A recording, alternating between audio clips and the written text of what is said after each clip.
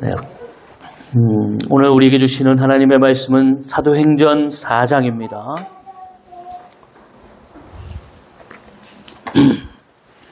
사도행전 4장 32절부터 37절까지.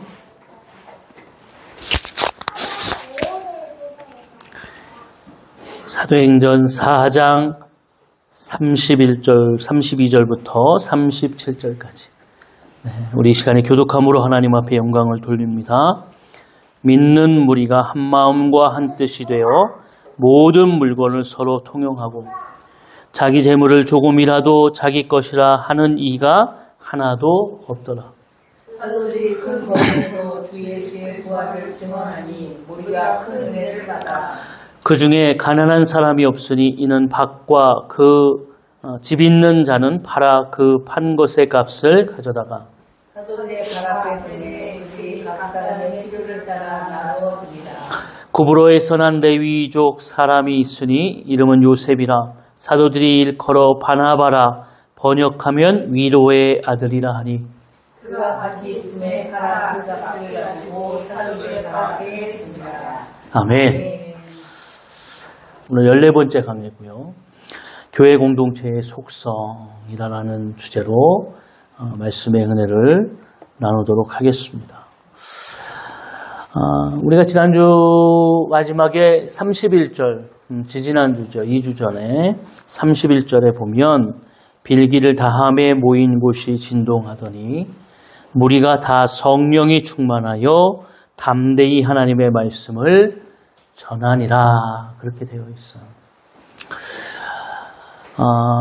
사도행전을 우리가 보면서 그 사도행전의 시작은 예수님의 부활과 연결되어 있죠. 예수님께서는 이 땅에 오셔서 살아가시면서 제자들을 가르치시고 이 땅에서 하나님께서 주시는 그 큰 하나님의 구원을 이루기 위해서 이 땅에 오셨죠. 그래서 십자가를 지시고 온 인류의 대속제물이 되셨습니다. 그리고 3일 만에 부활하셨어요. 우리 연우가 엄청 컸어요. 이제 한 살 더 먹어가지고 얼마나 얌전히 앉아 있는지 깜짝 놀랐어요. 아까 이렇게 앉아 있는데 이렇게 그냥 얌전하게 앉아 있을 수 있나. 이제 한 살 더 먹고 형아가 돼가지고 그렇구나. 그래서 깜짝 놀랐어요. 연우 화이팅!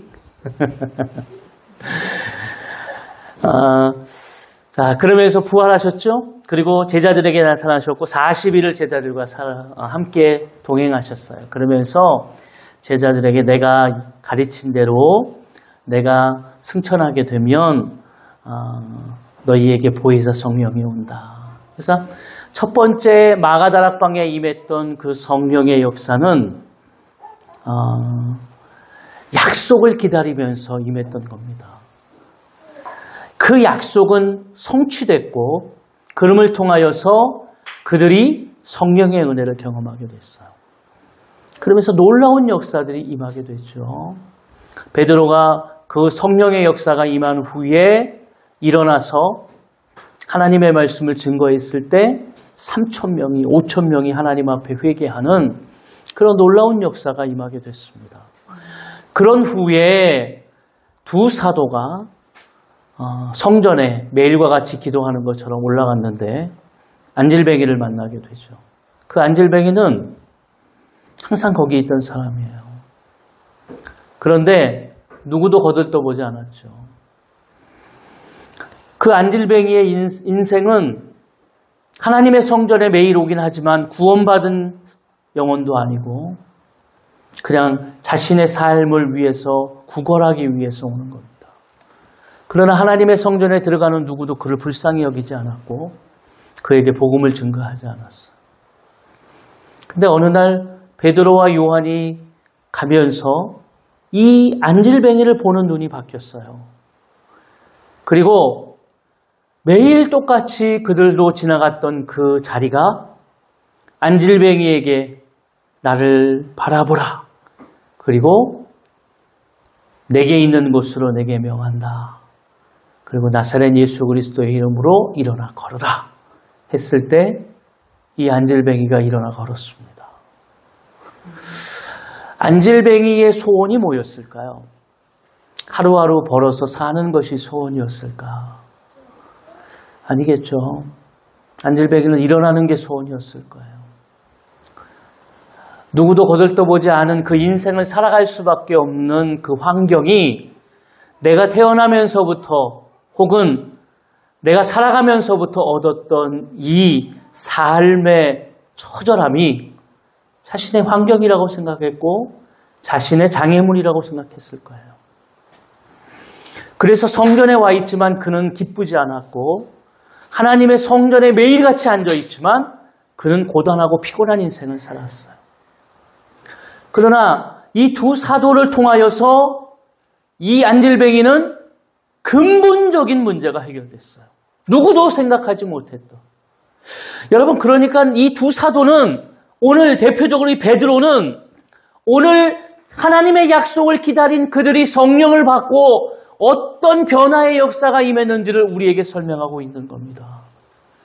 그는 예수님을 3번 부인했던 자였고 그는 성정이 급한 자였어요. 그랬지만 하나님은 베드로를 통하여서 예수님은 베드로를 통하여서 오늘 다시 한번 회복시켜 주셨고 이 베드로는 오늘 성령 받은 자로서의 삶의 영광을 드러냈어요. 이것이 전통과 또 죽은 형식적인 예배를 드릴 수밖에 없는 성전에서 오늘 생명의 역사로 바뀌어가는 놀라운 은혜가 임하게 된 겁니다. 그 당시에 기득권자들, 종교 지도자들은 이들을 잡아다가 죽이려고 했어요. 예수 그리스도처럼. 그런데 이 두 사도가 얼마나 담대한지 우리가 이들을 죽일 수 있다라고 하는 세상의 권세를 가졌음에도 그 앞에서 그들이 하나님의 말씀을 당당하게 구했습니다. 그리고 그들이 함부로 할 수 없는 것은 그들 옆에 안질뱅이가 일어나 걸었다라고 하는 확실한 하나님의 증거가 있기 때문이에요. 그러니까 여러분, 그 안질뱅이를 통하여서 수많은 성전에 들락거리는 사람들이 하나님의 영광을 봤어요. 여러분, 그 후에 그들이 하나님의 교회로 풀려난 후에 기도하는 자들의 모임 속에 임했을 때 베드로와 요한 사도의 이야기를 듣고 교회는 움츠러들지 않고 우리가 무엇을 해야 되는가? 교회의 태동이 무엇인가? 새로운 공동체를 통한 하나님의 뜻이 무엇인가를 그들이 깨닫게 됩니다. 그러면서 오늘 그들이 하나님 앞에 오늘 하나님의 영광을 위해서 기도할 때에 진동이 임하게 됐어요. 성령의 역사가 두 번째로 임하게 됐어요. 이 두 번째 임하였던 성령의 역사는 오늘 약속을 기다렸던 자들이 그 약속을 받고 삶의 변화를 통하여서 그들 가운데에 하나님의 뜻이, 하나님의 역사가 그들 가운데 드러났을 때 그들이 담대하게 주님을 바라보면서 고백했을 때 그들 가운데 임했던 역사입니다. 여러분, 우리는 어떤 현상을 바라볼 때 현상만이 우리 눈앞에 나타나게 되죠. 진동이 임했다. 무리가 다 성령이 충만했다. 막 땅이 흔들리고. 그런데 우리는 이 시대를 살아가면서도 기억하시기를 원합니다. 여러분, 우리가 살아가고 있는 이 땅이 많이 변했죠. 네. 저는 우리나라가 이렇게 비가 많이 오는 나라인지 지금은 살아가면서 알게 됐어요. 아니, 어떻게 이렇게 매주마다 비가 옵니까? 제가 처음에 필리핀 선교를 갔는데요. 너무 맑아서, 와, 이게 어떻게 이렇게 날씨가 좋으냐. 네? 너무 덥더라고요. 그런데 그러다가 갑자기 조금 있다가 하늘이 싹 검해지면서 비가 내리기 시작하는데 한 2시간을 비가 막 옵니다. 그러다가 좀 이따 해가 다시 떠요. 그것도 엄청 뜨겁게.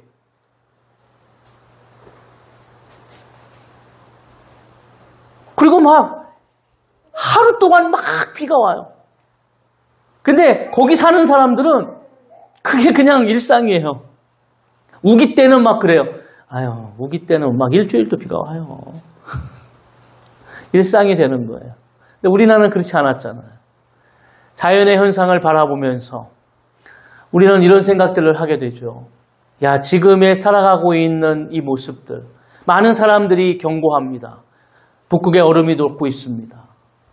그름을 통해서 지금 제트기류가 없어지고 그것 때문에 미국에는 막 40도, 영하 30도, 40도 되는 눈이 많이 오고 한파가 찾아오게 되고 그 밑에 멕시코나 브라질 쪽에는 또 너무 더워가지고 45도, 50도에 육박하는 그런 날씨들이 오게 됩니다. 뭔가 정상은 아닌 것처럼 보이죠. 그러나 우리는 현상에 주목하면 안 됩니다. 현상을 바라보면서 그 안에 담겨져 있는 의미를 분명히 깨달아야죠. 진동과 성령의 역사가 임했을 때 이것은 우리의 삶이나 교회를 통해 이루어 가시는 하나님의 놀라운 역사를 바라보게 되는 겁니다. 이스라엘 백성은 40년의 광야 생활이 필요했어요. 왜냐하면 그 광야의 고난은 약속의 땅으로 가서 그들이 살아갈 수 있는 순종의 하나님의 뜻을 분명히 깨닫는 시간이 됐어요. 우리 개인의 삶 속에서 임하는 여러 가지 삶의 폭풍과 같은 어려움들이 찾아옵니다. 그때 우리는 이 어려움을 통하여서 우리가 무엇을 붙잡고 나가야 되는가를 깨닫게 돼요. 여러분, 부모님은 우리에게 그런 존재입니다. 우리가 인생을 살아가면서 내가 다 모든 것을 할 수 있다라고 생각하지만 어느 순간 정말 내 삶 속에 힘든 어려움이 닥쳐왔을 때 우리는 부모의 존재를 떠올리게 되죠. 그리고 한결같이 부모님들은 자신의 안위보다는 자식의 안위를 위해서 희생하시는 것을 보게 됩니다. 마찬가지예요. 하나님도 오늘 이 시간에 이 두 번째 성령의 충만한 역사를 바라보면서 진동이 임했고 성령의 역사를 통해 오늘 이들의 공동체가 새로운 이 교회 공동체가 어떤 역사를 통하여 태동되었고 어떤 역사를 이루어야 되는가를 깨닫기를 원하는 것입니다.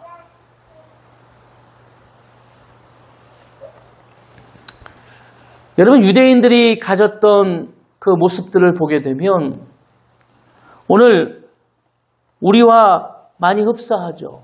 유대인들도 가족 중심의 삶을 살아가게 됩니다. 그래서 유대인들이 가지고 있는 삶의 모습을 보게 되어지면 그런 모습이에요. 아버지가 사장이면 그 자녀도 그 회사의 주인이 되는 겁니다. 이게 혈연체제가 되어지는 거예요. 그러니까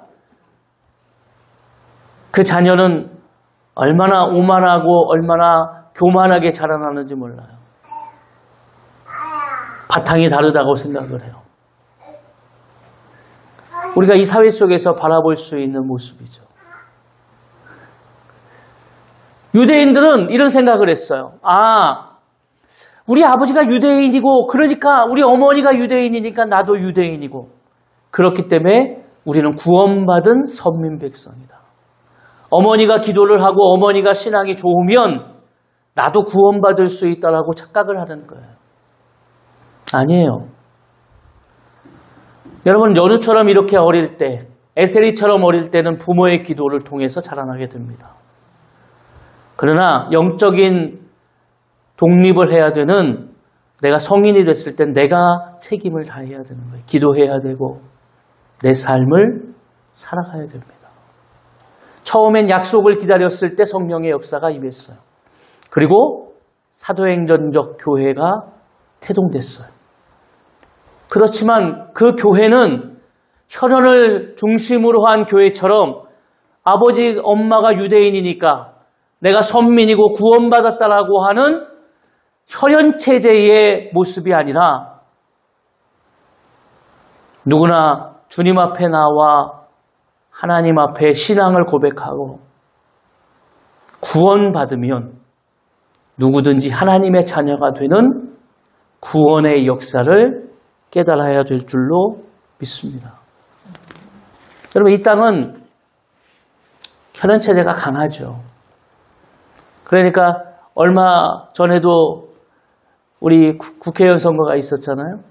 끝내는 막 여러 가지 공약을 이야기하고 하다가 자기가 좀 힘들고 어려워지면 들고 나오는 이야기가 뭡니까? 우리가 남이가 이렇게 되는 거예요.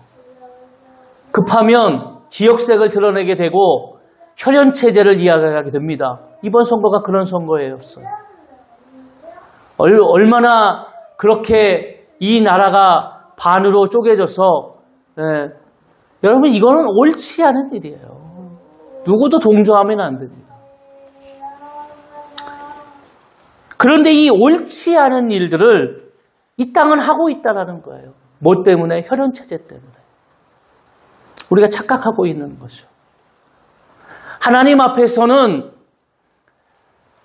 관계가 재편성되고 하나님 앞에서는 가족이 재편성되고 초대 공동체는 그것을 우리에게 분명히 설명하고 있는 것입니다. 우리가 한 가지 말씀을 통해서 한번 볼까요? 에베소서 5장입니다.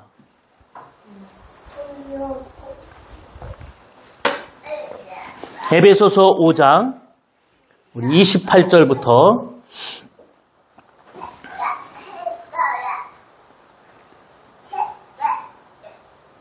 괜찮아. 에베소서 5장 28절부터 우리 31절까지 우리 한 목소리로 한번 합독하겠습니다. 이와 같이 남편들도 자기 아내 사랑하기를 자기 자신과 같이 할지니 자기 아내를 사랑하는 자는 자기를 사랑하는 것이라. 누구든지 언제나 자기 육체를 미워하지 않고 오직 양육하여 보호하기를 그리스도께서 교회에게 함과 같이 하나니 우리는 그의 몸의 지체임이라. 그러므로 사람이 부모를 떠나 그의 아내와 합하여 그 둘이 한 육체가 될지니 그랬어요. 여러분, 우리가 가족 체계를 바라보게 되면 이런 것이죠. 부모와 자식은 몇 촌이죠? 1촌입니다. 1촌. 그렇죠. 네. 그러면 부부는 몇 촌입니까?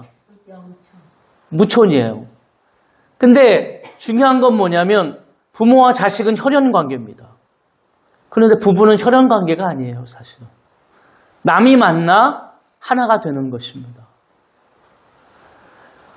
오늘 여기서 예수님께서 가족의 이야기를 하면서 뭐라고 얘기하냐면 사람이 부모를 떠나 혈연을 떠나 그의 아내와 합하여 그 둘이 한 육체가 된다. 이렇게 설명을 했어요. 근데 더 나아가서 32절에 볼까요? 이 설명을 하면서 예수님이 뭐라고 거기에 덧붙였냐면 32절 다 같이 읽습니다. 이 비밀이 크도다. 나는 그리스도와 교회에 대하여 말하노라. 아멘. 이게 뭐라고요?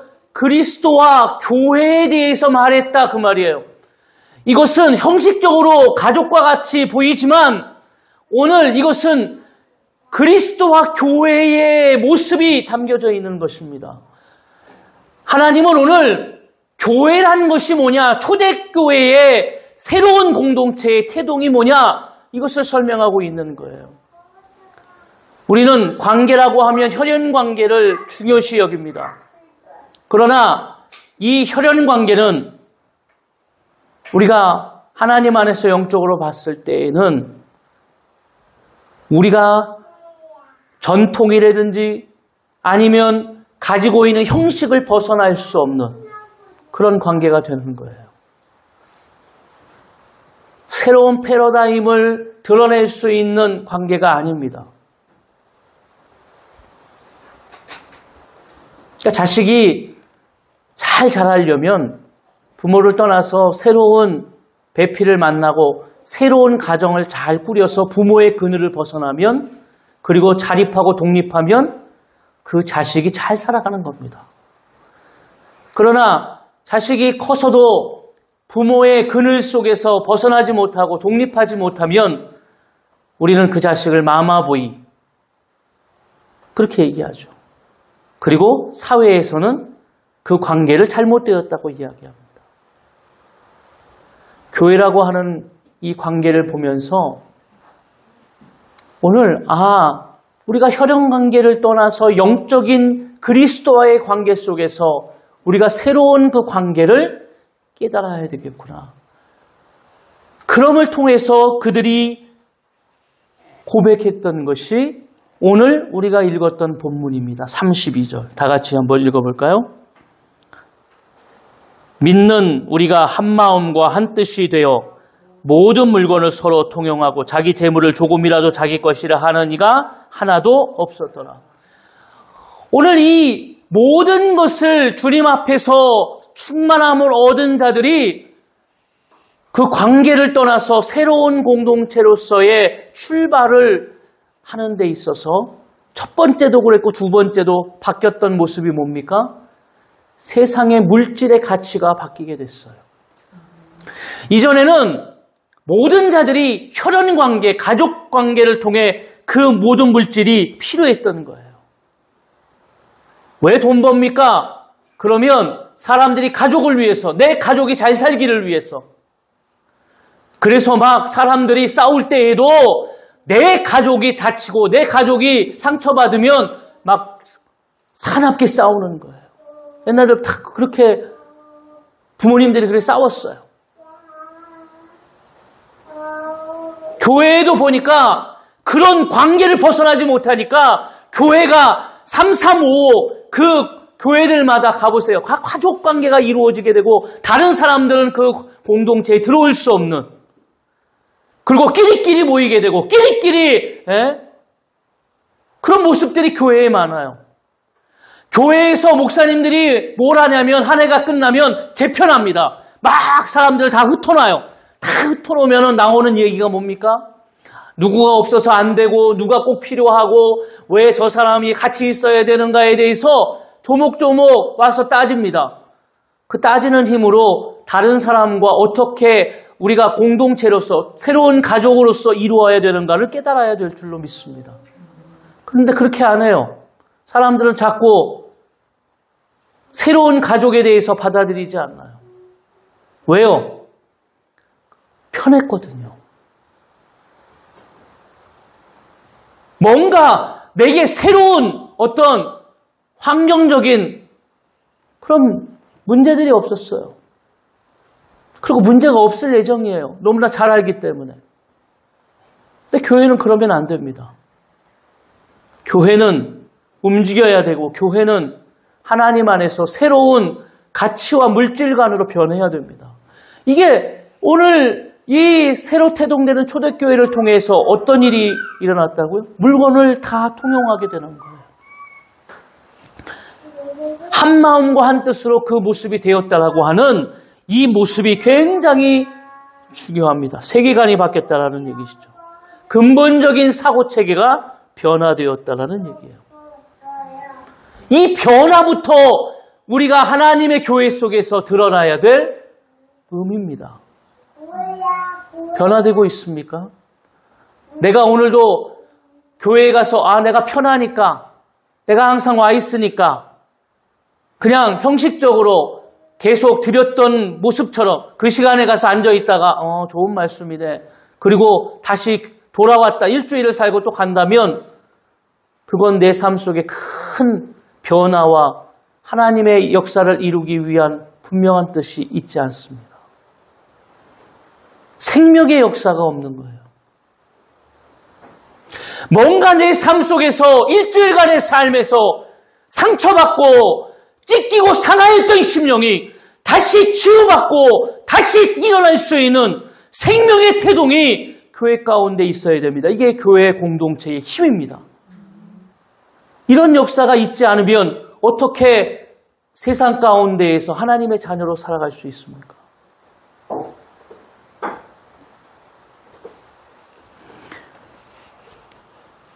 여러분, 한 뜻이 되었다라고 하는 이 의미가 굉장히 큰 의미를 가지고 있어요. 이 누가라는 이 오늘 성경을 쓴 이 저자가 이 한 뜻이라고 하는, 한 마음과 이 한 뜻이라고 하는 의미 속에서 큰 의미를 담고 있습니다. 이 헬라어로 미아푸시케라는 이 단어를 썼는데요. 미아푸시케. 이 푸시케는 영혼, 생명이라는 뜻을 가지고 있고요. 미아는 한 이런 뜻을 가지고 있어요. 그러니까 이 한 뜻 이런 뜻은 한 영혼, 한 생명 이런 뜻이에요. 다시 말하면 오늘 새로 태동되는 교회는 머리 되시는 예수 그리스도를 통하여서 모든 자들이 한 몸, 한 생명이 되었다라는 것입니다. 이게 교회가 가져야 될 분명한 성격이고 교회가 가져야 되는 분명한 뜻입니다.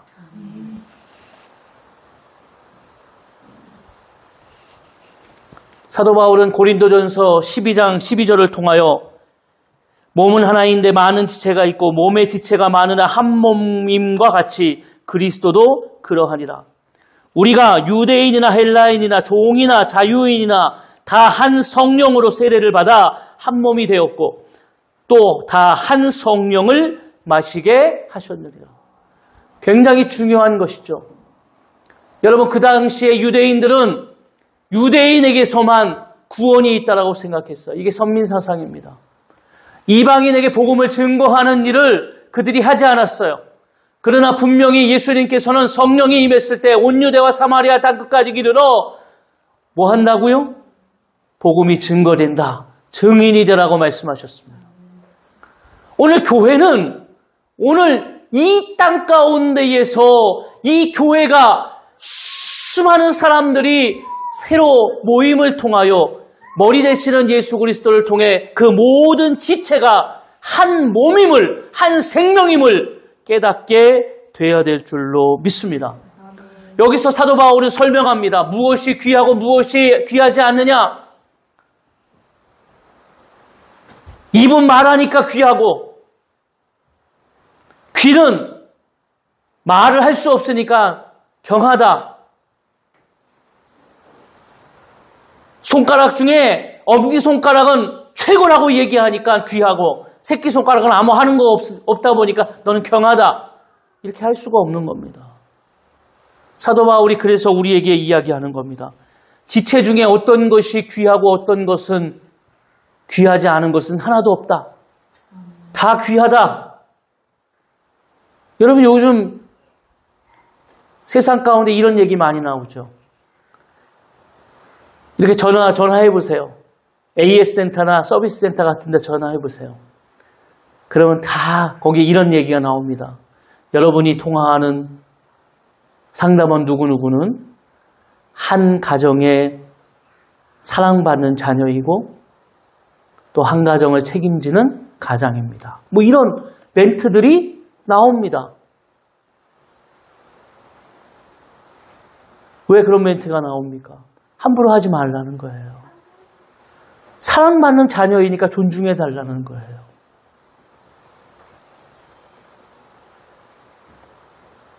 아이를 어린이집에 처음 보내면 걱정이 많아요. 선생님이 혹시나 차별하지 않을까?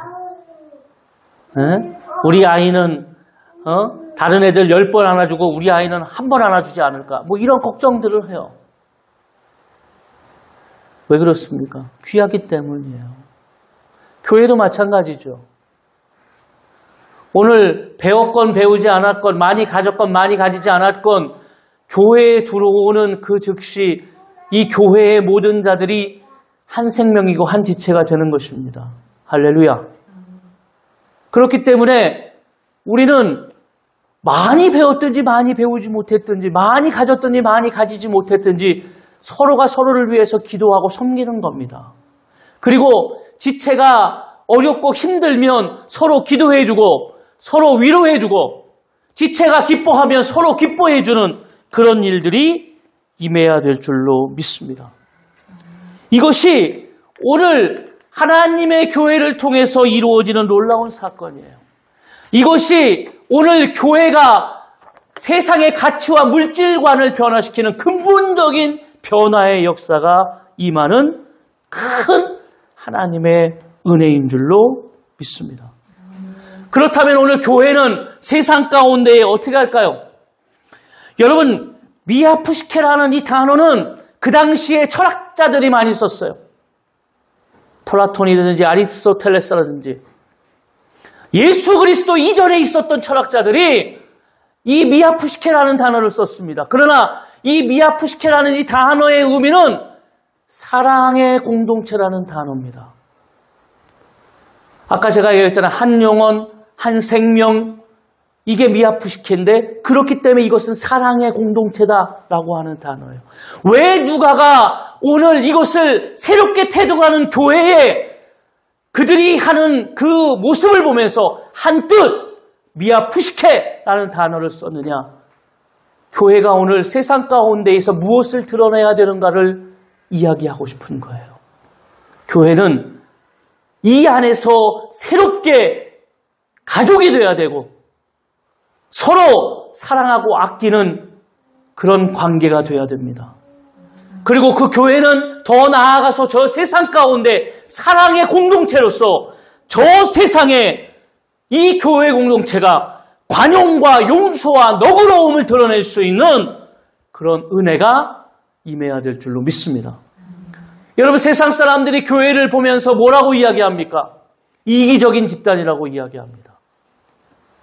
우리는 사랑을 이야기하죠. 하나님은 사랑이십니다. 교회는 사랑의 공동체라고 하는 표면적인 그런 모습을 드러냅니다. 그러나 세상 사람들이 이해하는 교회는 서로 이기적인 모임을 가지고 자신들만 기뻐하고 즐거워하는 그런 교회로 전락하고 말아요.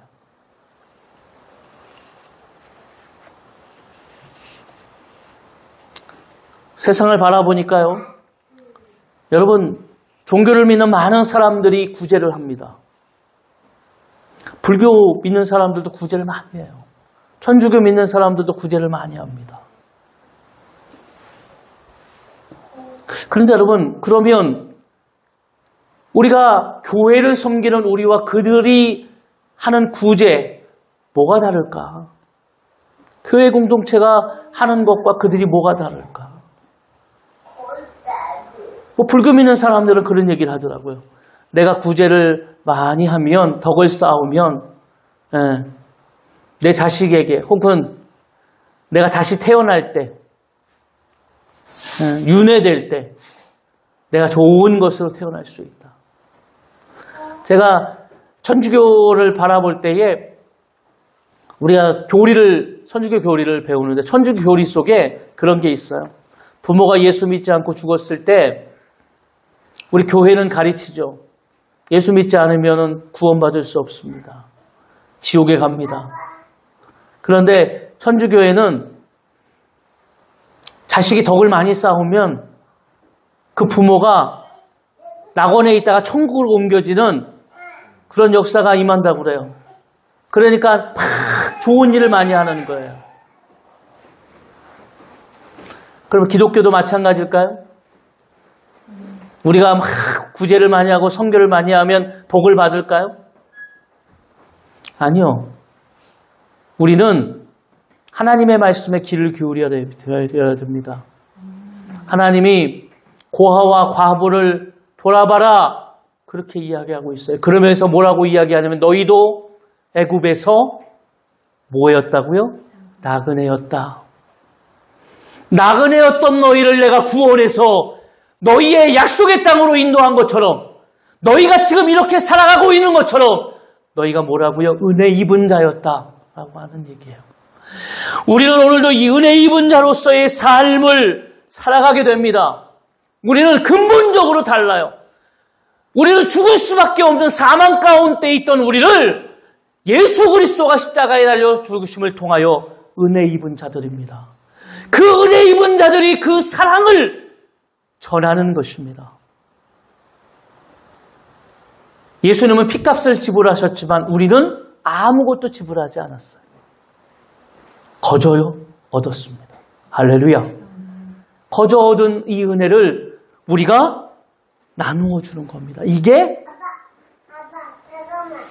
하나님의 십자가 십자가의 사랑이에요.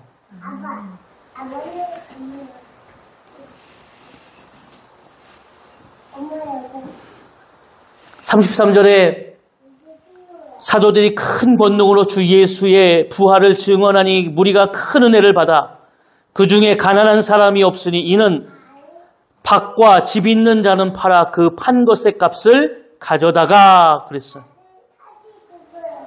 놀라운 역사죠.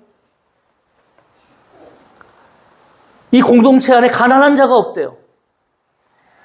그럼 공산주의자들이 이 사상을 가지고 공산주의를 만들려고 하는데 여러분 그게 그냥 사상으로만 됩니까? 안 돼요. 이거는 사상이나 체제로 되어지는 것이 아니라 깨달음으로 되어지는 것입니다. 우리가 진정으로 세상을 바라보면서 예수님이 말씀하셨던 것처럼 마태복음 12장에 보니까 예수님의 어머니와 예수님의 누이들이 찾아왔어요. 그러니까 제자들이 예수님 저기 어머니와 누이들이 왔습니다. 그랬더니 예수님이 뭐라고 그러셨냐면 누가 내 어머니고 누가 내 누이냐. 제자들을 가르치시면서 이들이 내 어머니고 내 누이다. 가족의 재편성을 이야기하셨어요. 예수님은 그러면서 누구든지 하늘에 계신 내 아버지의 뜻대로 하는 자가 내 형제요 자매요 어머니시라 하시리라 이렇게 말씀하셨어요. 오늘 이 땅을 살아가고 있는 교회가 세상을 바라보는 교회가 어떤 눈을 가지고 살아가야 될까? 어떤 모습으로 교회가 나아가야 될까? 이게 굉장히 중요한 것입니다. 나만을 위해서 살아가는 것이 아니라 오늘 이 땅에서 우리에게 주시는 그 하나님의 말씀을 통하여 살아가야 됩니다.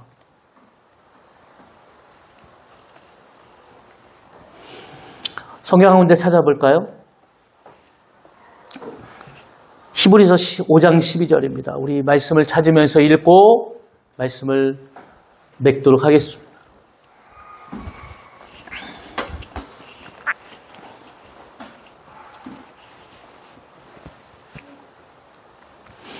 히브리서 5장 12절 우리 14절까지 우리 한 목소리로 합독합니다. 때가 오래되었으므로 너희가 마땅히 선생이 되었을 터인데 너희가 다시 하나님의 말씀의 초보가 되하여 누구에게 가르침을 받아야 할 처지이니 단단한 음식은 못 먹고 젖이나 먹어야 할 자가 되었도다. 이는 젖을 먹는 자마다 어린아이니 의의 말씀을 경험하지 못한 자요 단단한 음식은 장성한 자의 것이니 그들은 지각을 사용함으로 연단을 받아 선악을 분별하던 자들이니라. 아멘.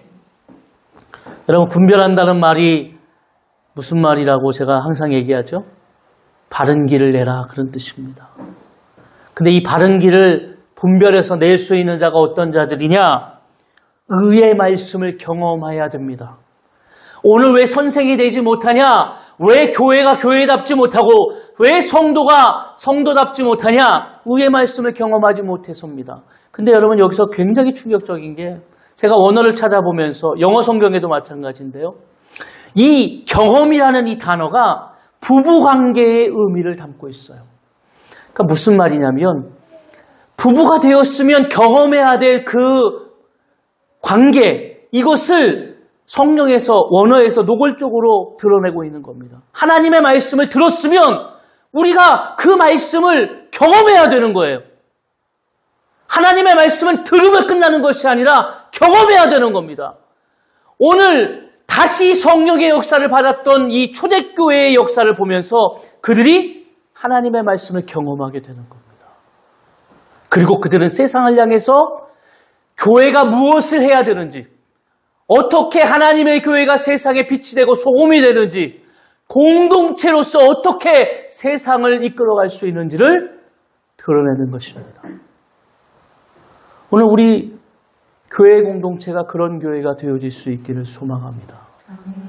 여러분 깨닫지 못하면 분별하지 못하면 이 시대 속에서 우리가 하나님을 믿는 자녀로서 또 하나님의 교회로서 드러내야 될 하나님의 뜻을 이룰 수 없다는 것입니다. 자식은 잃어버린 것 같으나 그 부모의 은혜를 분명히 깨닫게 됩니다. 그리고 그 부모의 은혜를 깨달을 때 내가 경험했던 그 부모의 사랑을 내가 돌이켜보면서 후회하고 내 자식에게 그 사랑을 쏟아붓는 거예요. 오늘 후회되지 않는 우리의 삶의 모습을 통해서 교회가 가져야 될 분명한 영적 하나님의 뜻을 이 교회 공동체를 통해 이 성도들의 삶을 통해서 이루어 가시기를 주의 이름으로 축원합니다. 한 주간 살아가시면서 내가 그냥 살아가는 것이 아니구나. 교회에 그냥 왔다가 그냥 시간만 때우면서 예배 드려야 되는 것이 아니구나. 분명히 내게 주시는 하나님의 분명한 의미와 뜻이 있구나. 교회를 세우신 하나님의 목적이 있구나. 이것을 우리가 깊이 새기는 한 주간이 되어주시기를 주의 이름으로 축원합니다. 네, 우리 시간에 주님 앞에 고백하면서 우리 결단함에 찬양하겠습니다. 내가 누려왔던 모든 것들이 내가 지나왔던 모든 시간이 내가 걸어왔던 모든 순간이 당연한 것 아니라 은혜였소. 아침 해가 뜨고 저녁에 노을 봄의 꽃향기와 가을의 열매 변하는 계절의 모든 순간이 아멘 당연한 것 아니라 은혜였소. 모든 것이 은혜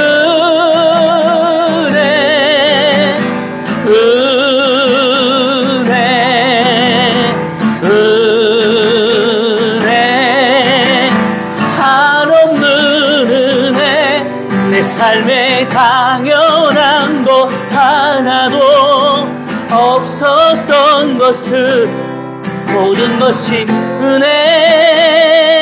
은혜였소. 내가 이 땅에 태어나 사는 것 아멘. 어린아이 시절과 지금까지 숨을 쉬며 살며 꿈을 꾸는 삶 당연한 것 아니라 은혜였소. 내가 하나님의 자녀로 살며 내가 하나님의 자녀로 살며 오늘 찬양하고 예배하는 삶 복음을 전할 수 있는 축복이 아멘 당연한 것 아니라 은혜였소. 모든 것이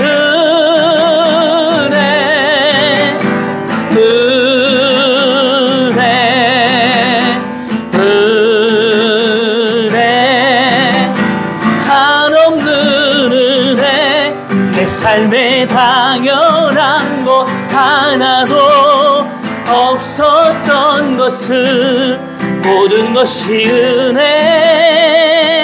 은혜였소.